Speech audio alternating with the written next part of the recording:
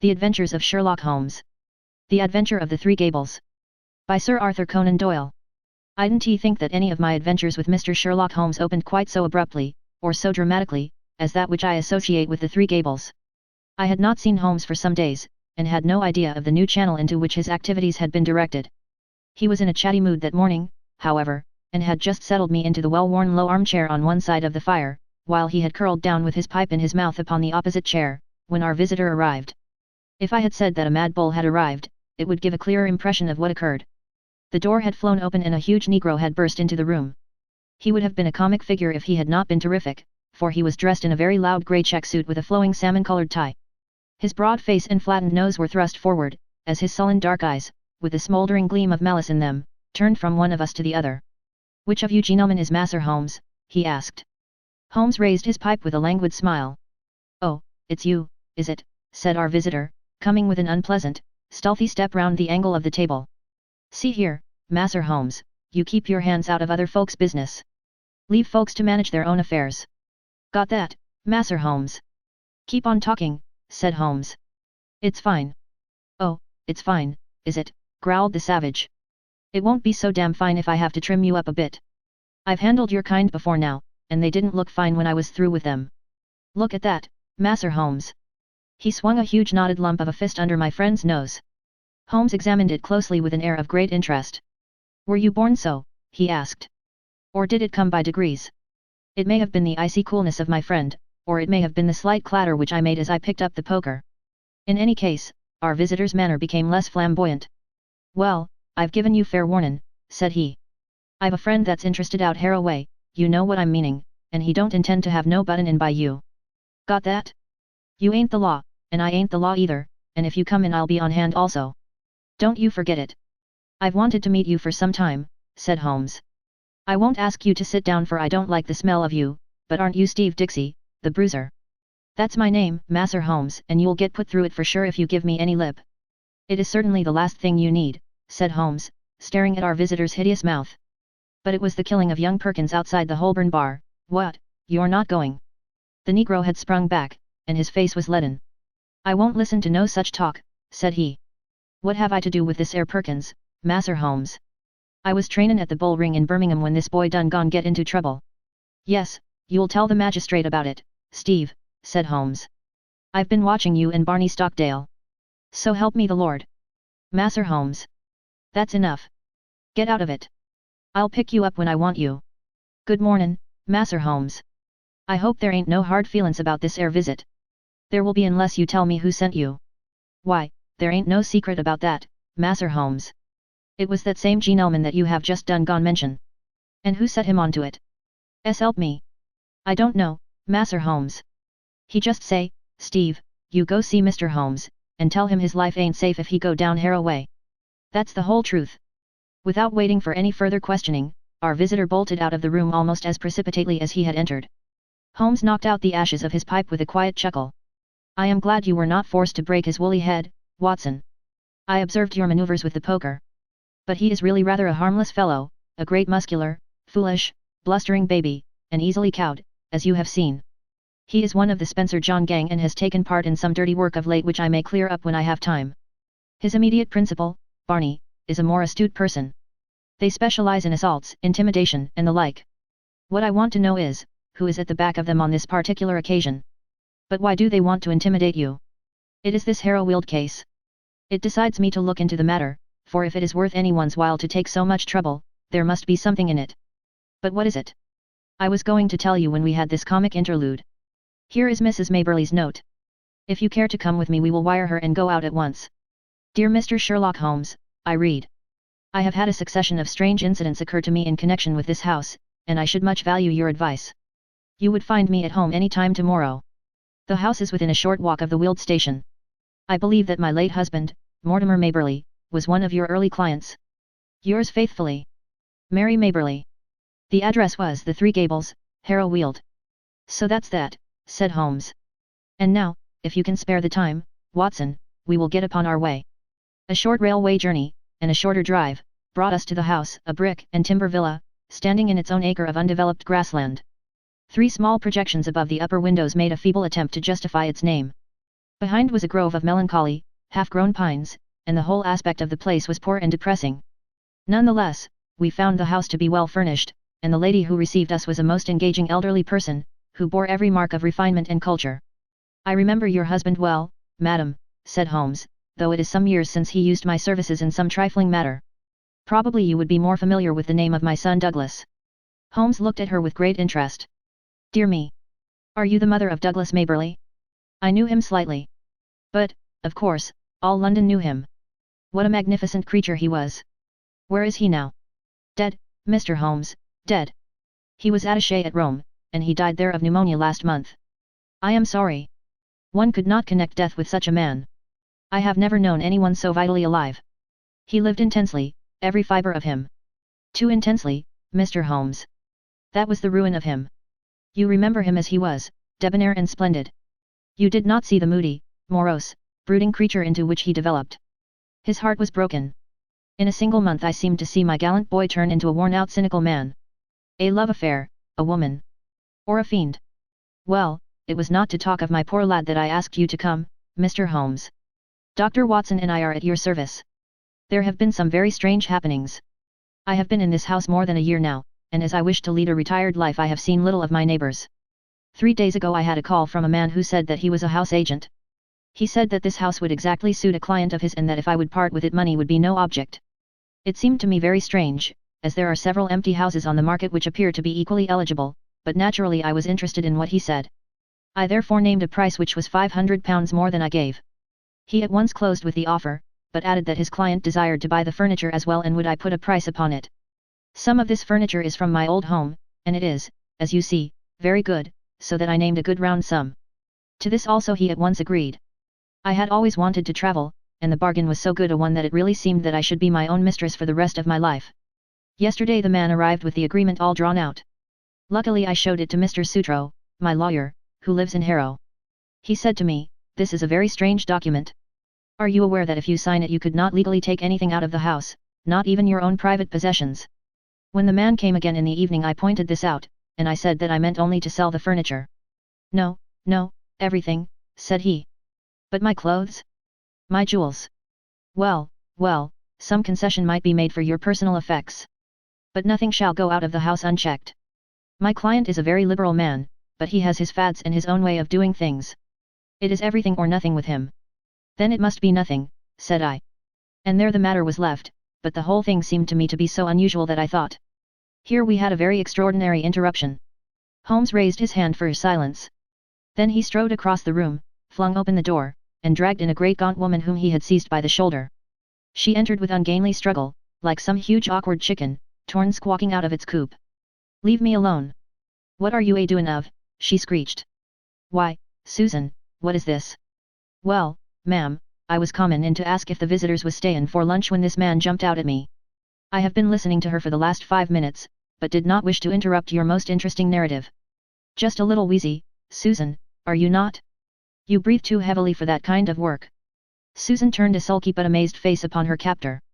"Who be you, anyhow, and what right have you a pullin' me about like this?" "It was merely that I wished to ask a question in your presence.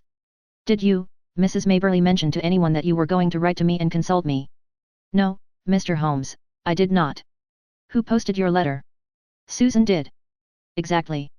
Now, Susan, to whom was it that you wrote or sent a message to say that your mistress was asking advice from me?" "It's a lie. I sent no message. Now, Susan, wheezy people may not live long, you know. It's a wicked thing to tell fibs." "Whom did you tell?"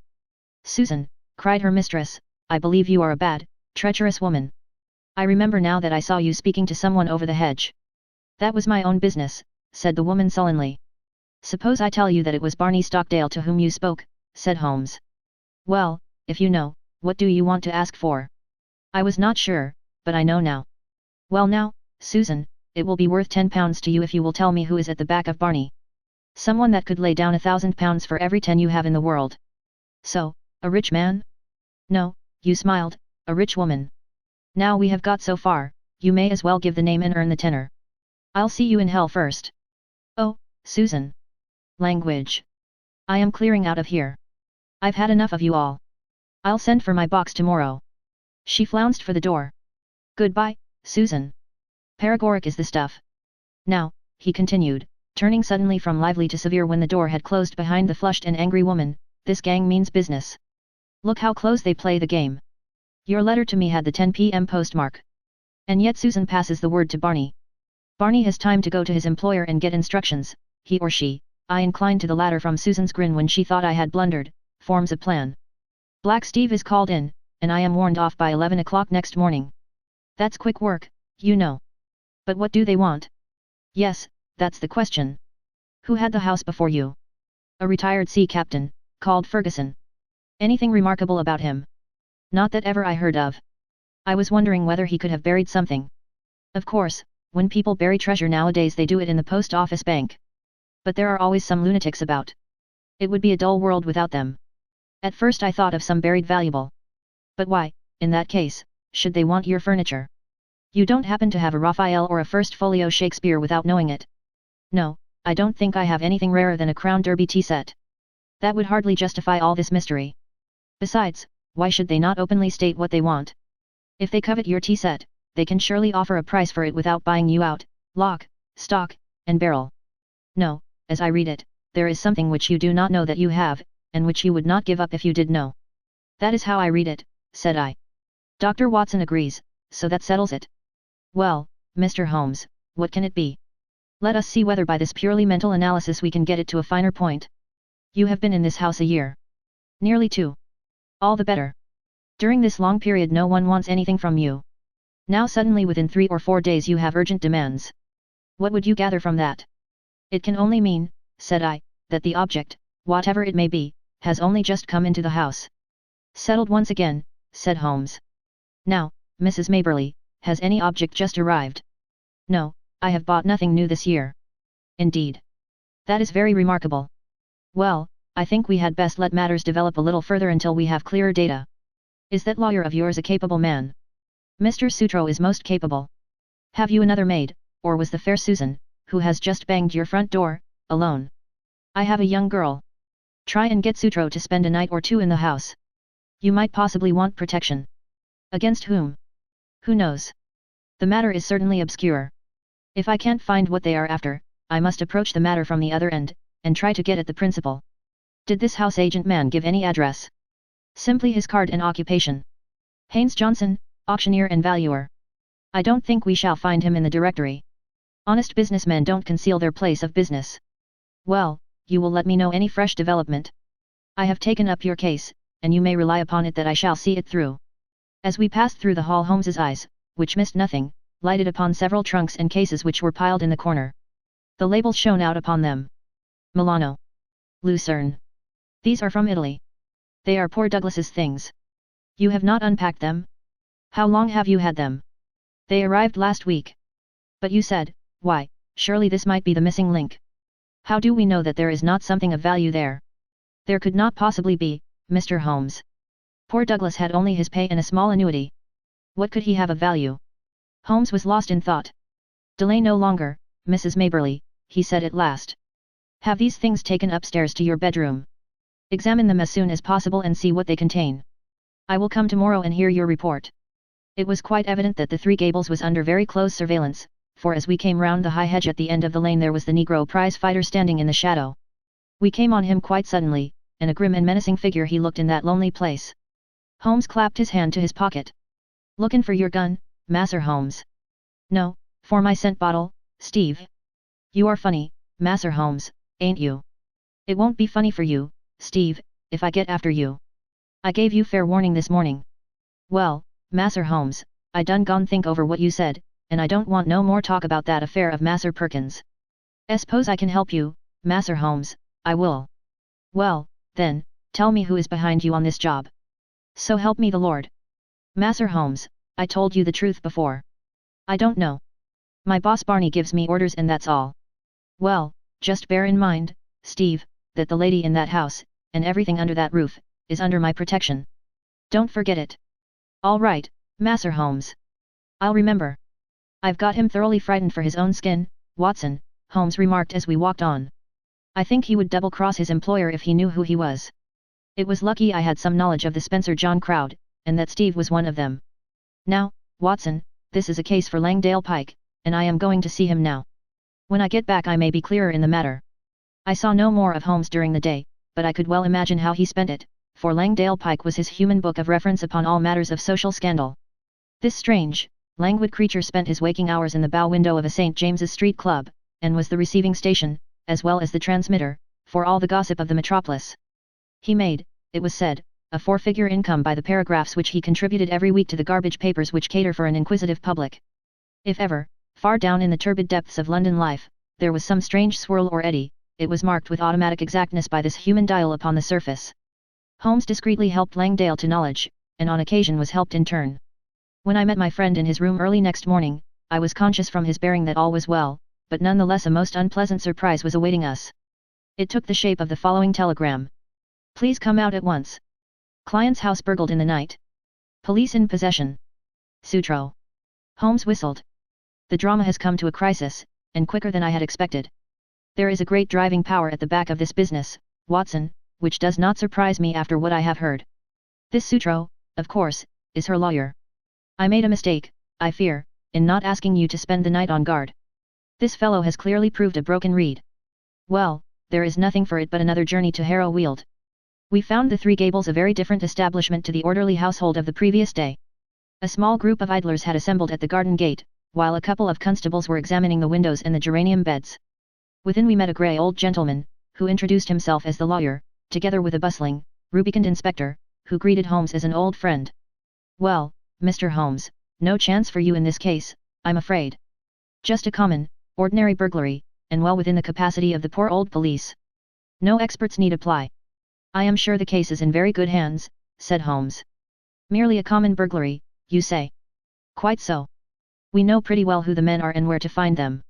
It is that gang of Barney Stockdale, with the big nigger in it, they've been seen about here. Excellent. What did they get? Well, they don't seem to have got much. Mrs. Maberly was chloroformed and the house was, Here is the lady herself. Our friend of yesterday, looking very pale and ill, had entered the room, leaning upon a little maidservant. You gave me good advice, Mr. Holmes, said she, smiling ruefully. Alas, I did not take it. I did not wish to trouble Mr. Sutro, and so I was unprotected. I only heard of it this morning, the lawyer explained. Mr. Holmes advised me to have some friend in the house. I neglected his advice, and I have paid for it. You look wretchedly ill, said Holmes. Perhaps you are hardly equal to telling me what occurred. It is all here, said the inspector, tapping a bulky notebook. Still, if the lady is not too exhausted. There is really so little to tell. I have no doubt that wicked Susan had planned an entrance for them. They must have known the house to an inch. I was conscious for a moment of the chloroform rag which was thrust over my mouth, but I have no notion how long I may have been senseless. When I woke, one man was at the bedside and another was rising with a bundle in his hand from among my son's baggage, which was partially opened and littered over the floor. Before he could get away I sprang up and seized him. You took a big risk, said the inspector. I clung to him, but he shook me off, and the other may have struck me, for I can remember no more. Mary the maid heard the noise and began screaming out of the window. That brought the police, but the rascals had got away. What did they take? Well, I don't think there is anything of value missing. I am sure there was nothing in my son's trunks. Did the men leave no clue? There was one sheet of paper which I may have torn from the man that I grasped. It was lying all crumpled on the floor. It is in my son's handwriting. Which means that it is not of much use, said the inspector. Now if it had been in the burglar's. Exactly, said Holmes. What rugged common sense. Nonetheless, I should be curious to see it. The inspector drew a folded sheet of foolscap from his pocketbook. I never pass anything, however trifling, said he, with some pomposity. That is my advice to you, Mr. Holmes. In 25 years' experience I have learned my lesson. There is always the chance of finger marks or something. Holmes inspected the sheet of paper. What do you make of it, Inspector? Seems to be the end of some queer novel, so far as I can see. It may certainly prove to be the end of a queer tale, said Holmes. You have noticed the number on the top of the page. It is 245. Where are the odd 244 pages? Well, I suppose the burglars got those. Much good may it do them. It seems a queer thing to break into a house in order to steal such papers as that. Does it suggest anything to you, Inspector? Yes, sir, it suggests that in their hurry the rascals just grabbed at what came first to hand. I wish them joy of what they got. Why should they go to my son's things? Asked Mrs. Maberly. Well, they found nothing valuable downstairs, so they tried their luck upstairs. That is how I read it. What do you make of it, Mr. Holmes? I must think it over, Inspector. Come to the window, Watson. Then, as we stood together, he read over the fragment of paper. It began in the middle of a sentence and ran like this. Face bled considerably from the cuts and blows, but it was nothing to the bleeding of his heart as he saw that lovely face, the face for which he had been prepared to sacrifice his very life, looking out at his agony and humiliation. She smiled, yes, by heaven. She smiled, like the heartless fiend she was, as he looked up at her. It was at that moment that love died and hate was born. Man must live for something. If it is not for your embrace, my lady, then it shall surely be for your undoing and my complete revenge. Queer grammar, said Holmes, with a smile, as he handed the paper back to the inspector. Did you notice how that he suddenly changed to my? The writer was so carried away by his own story that he imagined himself at the supreme moment to be the hero. It seemed mighty poor stuff, said the inspector, as he replaced it in his book. What, are you off, Mr. Holmes? I don't think there is anything more for me to do now that the case is in such capable hands. By the way, Mrs. Maberly, did you say you wished to travel? It has always been my dream, Mr. Holmes. Where would you like to go? Cairo, Madeira, the Riviera? Oh, if I had the money I would go round the world. Quite so. Round the world. Well, good morning. I may drop you a line in the evening. As we passed the window I caught a glimpse of the inspector's smile and shake of the head. These clever fellows have always a touch of madness. That was what I read in the inspector's smile. Now, Watson, we are at the last lap of our little journey, said Holmes, when we were back in the roar of central London once more. I think we had best clear the matter up at once, and it would be well that you should come with me, for it is safer to have a witness when you are dealing with such a lady as Isadora Klein. We had taken a cab and were speeding to some address in Grosvenor Square. Holmes had been sunk in thought, but he roused himself suddenly. By the way, Watson, I suppose you see it all clearly. No, I can't say that I do. I only gather that we are going to see the lady who is behind all this mischief. Exactly. But does the name Isadora Klein convey nothing to you? She was, of course, the celebrated beauty. There was never a woman to touch her. She is pure Spanish, the real blood of the masterful conquistadors, and her people have been leaders in Pernambuco for generations. She married the aged German sugar king, Klein, and presently found herself the richest as well as the most lovely widow upon earth. Then there was an interval of adventure when she pleased her own tastes. She had several lovers, and Douglas Maberly, one of the most striking men in London, was one of them. It was by all accounts more than an adventure with him. He was not a society butterfly, but a strong, proud man who gave and expected all. But she is the belle dame sans merci of fiction. When her caprice is satisfied, the matter is ended, and if the other party in the matter can't take her word for it, she knows how to bring it home to him. Then that was his own story. Ah, you are piecing it together now. I hear that she is about to marry the young Duke of Lomond, who might almost be her son. His Grace's ma might overlook the age, but a big scandal would be a different matter, so it is imperative. Here we are. It was one of the finest corner houses of the West End. A machine-like footman took up our cards and returned with word that the lady was not at home. Then we shall wait until she is, said Holmes cheerfully. The machine broke down. Not at home means not at home to you, said the footman. Good, Holmes answered. That means that we shall not have to wait. Kindly give this note to your mistress. He scribbled 3 or 4 words upon a sheet of his notebook, folded it, and handed it to the man. What did you say, Holmes? I asked. I simply wrote, shall it be the police, then? I think that should pass us in. It did, with amazing celerity. A minute later we were in an Arabian Nights drawing room, vast and wonderful, in a half-gloom, picked out with an occasional pink electric light. The lady had come, I felt, to that time of life when even the proudest beauty finds the half-light more welcome. She rose from a settee as we entered, tall, queenly, a perfect figure, a lovely mask-like face, with 2 wonderful Spanish eyes which looked murder at us both. What is this intrusion, and this insulting message? She asked, holding up the slip of paper. I need not explain, madam. I have too much respect for your intelligence to do so, though I confess that intelligence has been surprisingly at fault of late. How so, sir? By supposing that your hired bullies could frighten me from my work. Surely no man would take up my profession if it were not that danger attracts him. It was you, then, who forced me to examine the case of young Maberly. I have no idea what you are talking about. What have I to do with hired bullies? Holmes turned away wearily. Yes, I have underrated your intelligence. Well, good afternoon. Stop. Where are you going? To Scotland Yard. We had not got halfway to the door before she had overtaken us and was holding his arm. She had turned in a moment from steel to velvet. "Come and sit down, gentlemen. Let us talk this matter over. I feel that I may be frank with you, Mr. Holmes. You have the feelings of a gentleman. How quick a woman's instinct is to find it out. I will treat you as a friend.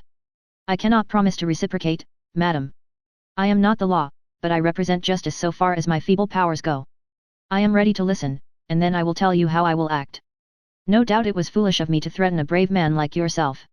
What was really foolish, madam, is that you have placed yourself in the power of a band of rascals who may blackmail or give you away. No, no. I am not so simple. Since I have promised to be frank, I may say that no one, save Barney Stockdale and Susan, his wife, have the least idea who their employer is. As to them, well, it is not the first," she smiled and nodded, with a charming coquettish intimacy. "I see. You've tested them before. They are good hounds who run silent. Such hounds have a way sooner or later of biting the hands that feeds them. They will be arrested for this burglary. The police are already after them. They will take what comes to them. That is what they are paid for. I shall not appear in the matter. Unless I bring you into it. No, no, you would not. You are a gentleman. It is a woman's secret. In the first place you must give back this manuscript." She broke into a ripple of laughter, and walked to the fireplace. There was a calcined mass which she broke up with the poker. "Shall I give this back?" she asked. So roguish and exquisite did she look as she stood before us with a challenging smile that I felt of all Holmes's criminals this was the one whom he would find it hardest to face. However, he was immune from sentiment. "That seals your fate," he said coldly. "You are very prompt in your actions, madam, but you have overdone it on this occasion." She threw the poker down with a clatter. "How hard you are," she cried. "May I tell you the whole story? I fancy I could tell it to you. But you must look at it with my eyes, Mr. Holmes. You must realize it from the point of view of a woman who sees all her life's ambition about to be ruined at the last moment. Is such a woman to be blamed if she protects herself? The original sin was yours. Yes, yes. I admit it. He was a dear boy, Douglas, but it so chanced that he could not fit into my plans. He wanted marriage, Mr. Holmes, with a penniless commoner. Nothing less would serve him. Then he became pertinacious. Because I had given he seemed to think that I still must give, and to him only. It was intolerable. At last I had to make him realize it. By hiring ruffians to beat him under your own window. You do indeed seem to know everything. Well, it is true. Barney and the boys drove him away, and were, I admit, a little rough in doing so. But what did he do then? Could I have believed that a gentleman would do such an act? He wrote a book in which he described his own story. I, of course, was the wolf, he the lamb. It was all there, under different names, of course, but who in all London would have failed to recognize it? What do you say to that, Mr. Holmes? Well, he was within his rights. It was as if the air of Italy had got into his blood and brought with it the old cruel Italian spirit. He wrote to me and sent me a copy of his book that I might have the torture of anticipation. There were 2 copies, he said, one for me, one for his publisher. How did you know the publishers had not reached him? I knew who his publisher was. It is not his only novel, you know. I found out that he had not heard from Italy. Then came Douglas's sudden death. So long as that other manuscript was in the world there was no safety for me. Of course, it must be among his effects, and these would be returned to his mother. I set the gang at work. One of them got into the house as servant. I wanted to do the thing honestly. I really and truly did. I was ready to buy the house and everything in it. I offered any price she cared to ask. I only tried the other way when everything else had failed. Now, Mr. Holmes, granting that I was too hard on Douglas, and, God knows, I am sorry for it, what else could I do with my whole future at stake? Sherlock Holmes shrugged his shoulders. Well, said he, I suppose I shall have to compound a felony as usual. How much does it cost to go round the world in first-class style? The lady stared in amazement. Could it be done on £5,000? Well, I should think so, indeed. Very good. I think you will sign me a cheque for that, and I will see that it comes to Mrs. Maberly. You owe her a little change of air. Meantime, lady, he wagged a cautionary forefinger, have a care. Have a care. You can't play with edged tools forever without cutting those dainty hands.